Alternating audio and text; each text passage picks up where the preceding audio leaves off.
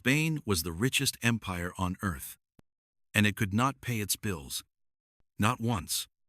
Repeatedly. This was not a rumor. Not propaganda. Not hindsight. It was recorded. Stamped. Declared. In the 16th century, Spanish ships carried more precious metal than any state in history had ever controlled. Silver from the Andes. Gold from the cities of Mesoamerica. Entire mountains were emptied. Oceans were crossed. Vaults were filled. And still bankruptcy. This is the paradox. The empire that owned the most gold was the empire that defaulted the most often. Gold did not stabilize Spain. It destabilized it. Not because Spain lacked resources, but because it received them too easily. The crown believed abundance meant security. That treasure could replace structure. That money could solve time. It believed that possession was power. But power is not possession. Power is control over systems. And Spain never built the systems. Silver arrived faster than institutions could adapt, faster than prices could settle, faster than labor could reorganize. The state did not collapse immediately. That delay was the trap. Every ship postponed reform. Every shipment delayed correction. Spain did not become strong because of gold. It became dependent on it. And dependency is the opposite of strength. The moment the first galleons docked in Seville, the empire entered a structure it would never exit. Between 1,500 and 1,650, Europe experienced something it did not yet understand. Prices rose. At first, slowly, then persistently, then uncontrollably. Bread cost more. Rent followed. Cloth became unreachable.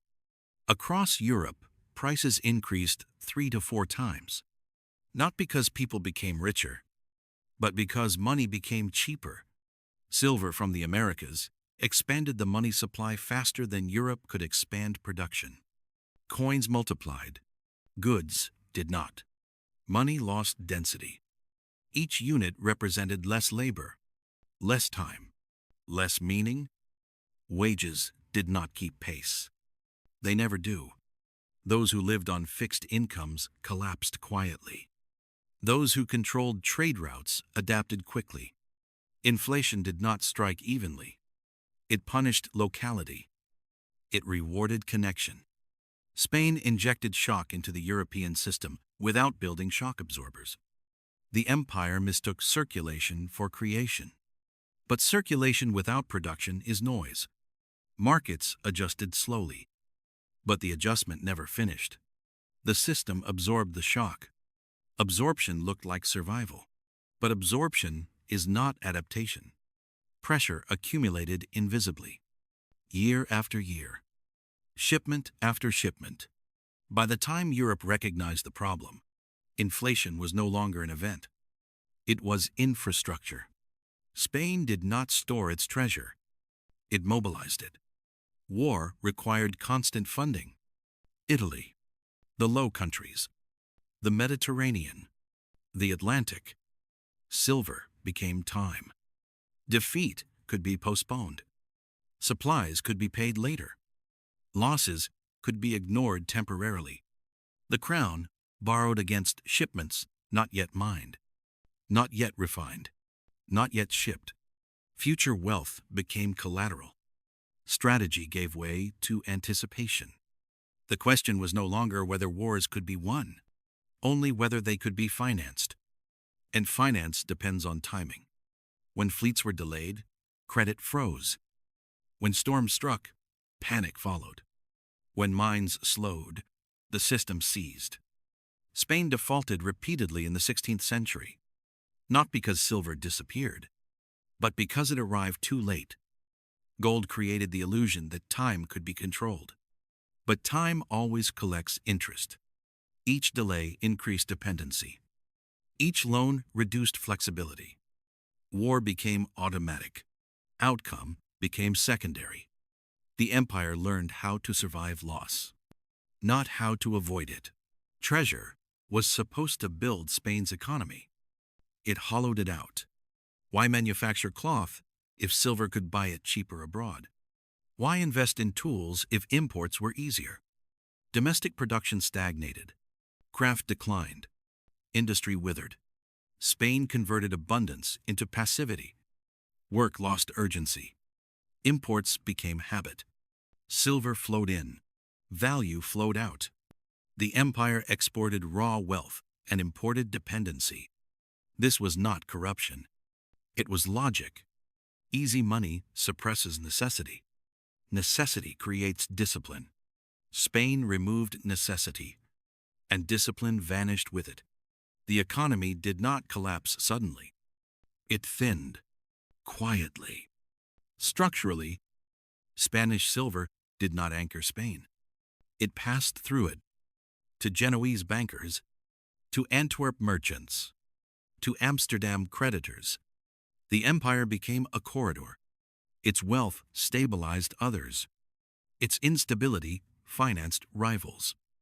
Money obeys efficiency, not flags. Spain discovered too late that possession without retention is illusion. Flow determines power, and flow cannot be commanded. The more silver arrived, the less remained. To sustain the system, extraction intensified. Mines deepened. Labor hardened. Costs rose. Colonies became engines, not societies, not futures. Engines require constant input, and engines exhaust.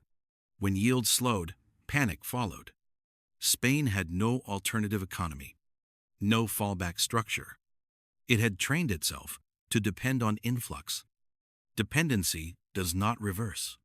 By the late 16th century, bankruptcy was no longer shocking. It was procedural. Default reset obligations. Credit resumed. Crisis normalized. Spain did not collapse suddenly. It eroded predictably. Each recovery increased fragility. Each delay made correction harder. Gold postponed reform. Silver delayed accountability. The system survived failure by absorbing it. Absorption compounded weakness. The Spanish Empire declined. But the system did not disappear. Inflation remained. Debt remained. War, financed by anticipation, remained. Europe learned a lesson without naming it. Wealth without productivity is distortion. Money without structure is noise. Gold did not create power. It exposed the absence of it. Gold was meant to mean strength. It produced fragility. Inflation. Dependency. Debt. Spain did not fall from poverty. It fell from abundance without structure. We still repeat this pattern. We still confuse inflows with power. Still fund systems that cannot self-correct. Still treat money as value. Gold lost meaning centuries ago. The uncomfortable question is not whether we learned, it is whether modern systems require learning at all.